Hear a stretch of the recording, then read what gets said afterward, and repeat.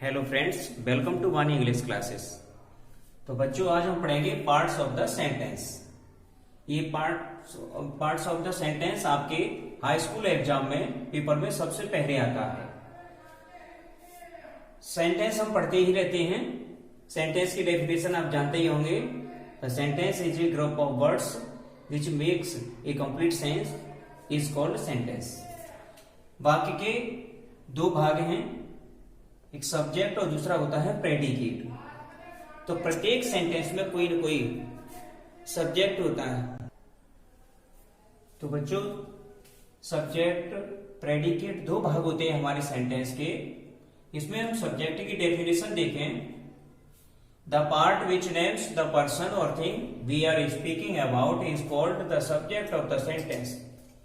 PC Wren महान व्याकरणाचार्य हैं जिन्होंने इस परिभाषा को दिया है कि द पार्ट माने हिस्सा, विच माने जो, नेम्स नाम होता है, द पर्सन माने व्यक्ति का और थिंग किसी वस्तु का, we are speaking about, we are speaking हम बोल रहे हैं, अबाउट जिसके बारे में, इज कॉल्ड कहलाता है द सब्जेक्ट कर्ता ऑफ द सेंटेंस वाक्य का।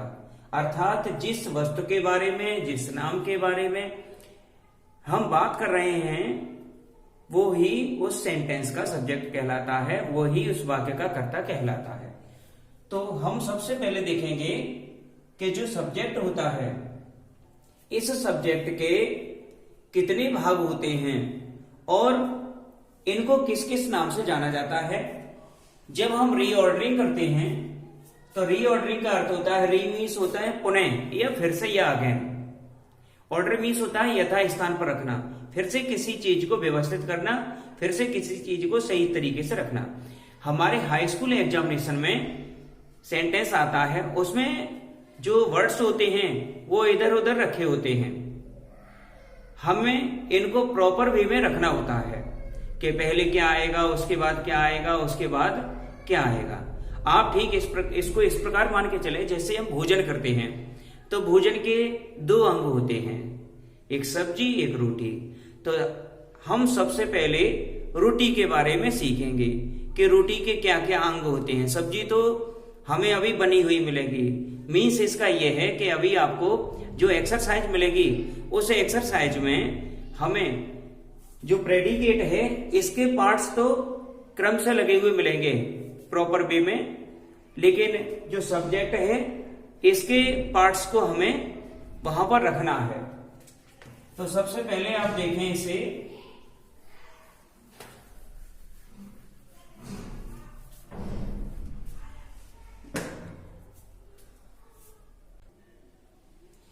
तो बच्चों ये देखें एक चार्ट है। इस चार्ट में आप देखें सब्जेक्ट है और प्रेडिकेट है। हमने इन्हें दो भागों में बांटा हुआ है। सब्जेक्ट के चार भाग होते हैं, डिटरमाइनर, एडजेक्टिव, नाउन। नाउन को हम हेड वर्ड के नाम से भी जानते हैं और इसे हम मेन वर्ड के नाम से भी जानते हैं। फिर है एडजेक्टिव फ्रेज, इसे हम एडजेक्टिव फ्रेज भी कहते हैं या एडजेक्टिवल फ्रेज भी कहते हैं। और प्रेडिकेट, ये जो प्रेडिकेट होता है ये हमारा स्टार्ट होता है जहां से हमारी वर्ब स्टार्ट होती है। अब डिटरमाइनर क्या होते हैं? डिटरमाइनर होते हैं वो शब्द जो किसी की ओर इशारा करते हैं। इशारा करने का अर्थ होता है ये उसकी संख्या को बताते हैं, ये उसकी ओर इशारा करते हैं, उसे इंडिकेट करते हैं। एडजेक्टिव ये किसी भी चीज की विशेषता प्रकट करता है कि वो चीज कैसी है, स्ट्रॉन्ग है या वीक है, ब्लैक है, ब्लू है। तो ये रंग से, ताकत से, इस तरीके से उसकी विशेषता प्रकट करता है। यहां एडजेक्टिव के बाद में फिर आता है वो नाउन, वो कर्ता जिसके बारे में हम बातचीत कर रहे हैं। एडजेक्टिव फ्रेज में हम उस नाउन के बारे में कुछ शब्द रखते हैं। अब आपने यहां देखा कि यहां नाउन से आगे एडजेक्टिव आया है, नाउन के बाद में एडजेक्टिव फ्रेज है। एडजेक्टिव और एडजेक्टिव फ्रेज में क्या अंतर होता है? जो एडजेक्टिव होता है ये होता है एक शब्द का और ये आता है नाउन के आगे। एडजेक्टिव फ्रेज ये एक से अधिक और सामान्य रूप से 4 शब्द का, इससे कम ही होता है। ये उस सब्जेक्ट को बताता है कि सब्जेक्ट के साथ क्या चीज है, सब्जेक्ट कहाँ है, उसकी कंडीशन के बारे में ये बताता है। अब इसे हम अगर देखें फॉर एग्जाम्पल, जैसे मान लीजिए ए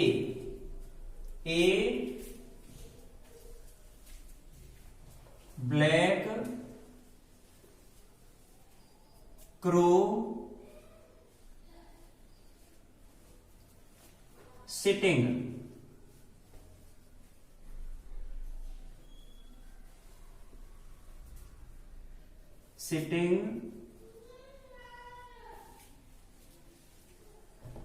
in the tree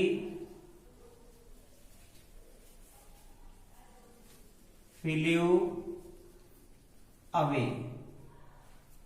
इस सेंटेंस में आप देखें इशारा करने वाला शब्द ए है। ए एक, ब्लैक काला, कौन काला है, क्रो कौआ, तो एक काला कौआ, सिटिंग इन द ट्री पेड़ पर बैठा था, फ्लू अवे उड़ गया। ये फ्लू है वर्ब, फ्लाई की सेकंड फॉर्म है, तो जहां से वर्ब शुरू होती है वहां से हमारा प्रेडिकेट स्टार्ट हो जाता है। तो वर्ब से जितना भी हिस्सा होगा सेंटेंस का वो सब प्रेडिकेट में आएगा।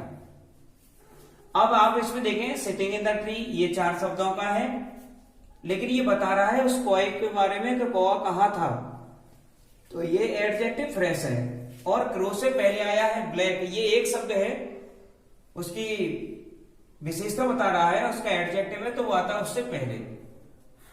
तो इस तरह से सबसे पहले डिटरमाइनर लगाते हैं, फिर एडजेक्टिव लगाते हैं, नाउन लगाते हैं, एडजेक्टिव फ्रेज लगाते हैं।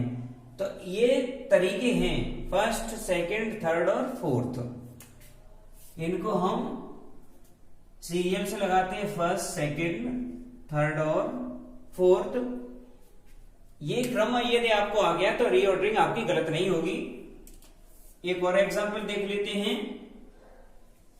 My elder brother in the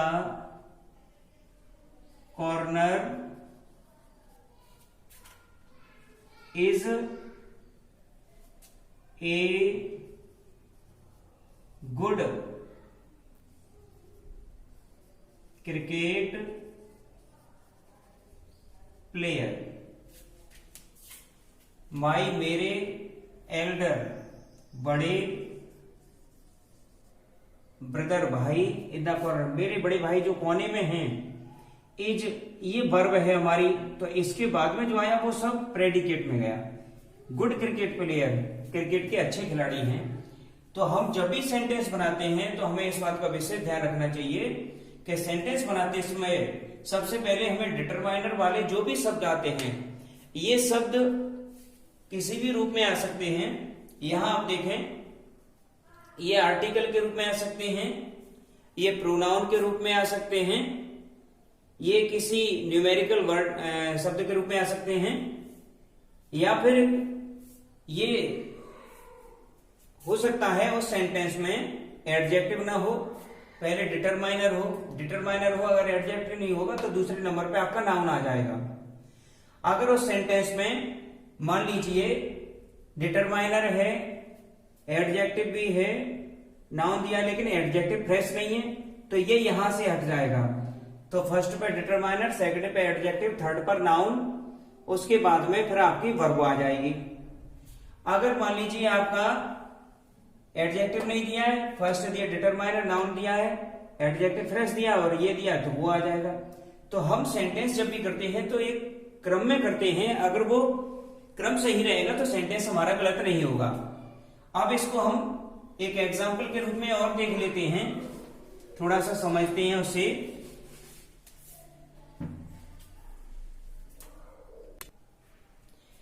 अब इस सेंटेंस को देखें बच्चों, इसमें आगे फिल इन द ब्लैंक है is famous in the world, और जो हमें इसमें भरना है, जो फिलअप करना है वो है द आगरा एट ताज। अब इसमें से हम देखेंगे तो सबसे पहले तो हम ये देखें कि इसमें पहले नंबर पे जो हमारा डिटरमाइनर आता है वो कहां है, तो डिटरमाइनर है द, तो सबसे पहले आगे आ गया द।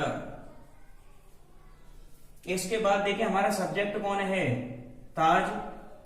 अब आप ताज को देखें, लेकिन ताज से पहले यहां पे कोई एडजेक्टिव वाला शब्द नहीं है, तो इसका मतलब एडजेक्टिव इसमें नहीं है, तो द ताज दूसरे नंबर पे आ जाएगा। अब है एट आगरा, एट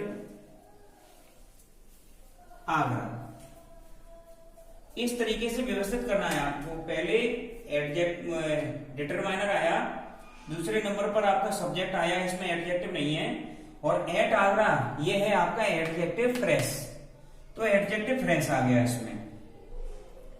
तो आगरे में जो ताजमहल है is famous in the world, संसार में प्रसिद्ध है।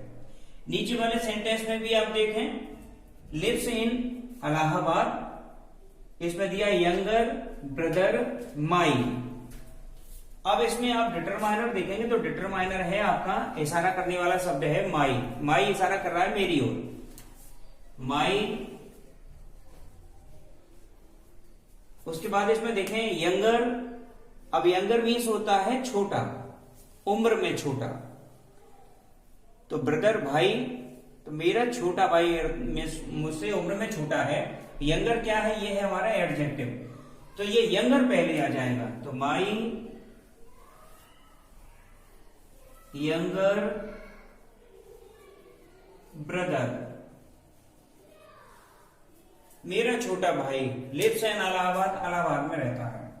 तो इस तरह से हम ये सेंटेंस बनाते हैं, और इन सेंटेंस को बनाते समय हम इस बात का विशेष ध्यान रखते हैं कि हमारा क्रम गलत नहीं हो।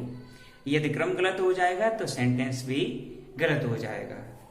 तो प्लीज इस बात का विशेष ध्यान रखें और इनको थोड़ा सा रिवाइज जरूर करें एक बार। हाई स्कूल बोर्ड एग्जाम में सेक्शन बी में फर्स्ट नंबर पर ये आता है, और कभी कभी हमें ये सेंटेंस कंफ्यूज भी कर देता है, समझ में नहीं आता क्या है, तो इसका एक अभ्यास होता है। तो नियमित रूप से इसकी एक्सरसाइज हम करते रहें आगे का, इससे आगे फिर हम कल चलेंगे। Thank you.